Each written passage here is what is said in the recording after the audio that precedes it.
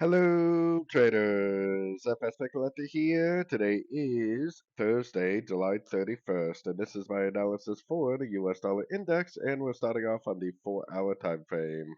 So I have us on the 4-hour time frame because if this is an ABC, like another three-way pattern, maybe an ABC of wave Y, then we would definitely want to be paying attention to this 100% Fibonacci extension of wave A projected off the bottom of wave B.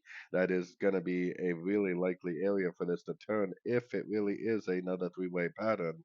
Definitely doesn't have to be a three-way pattern. It definitely could end up making, a higher low, and continuing up. It could turn into a 1, 2, 3, not an ABC. So we are keeping an eye on this area, but there's definitely no reason to start sorting the dollar yet. Going down to the 1-hour time frame, we got our Fibonacci retracement on what is a perfect five waves up. So more than likely, we are in a crescent to these five waves.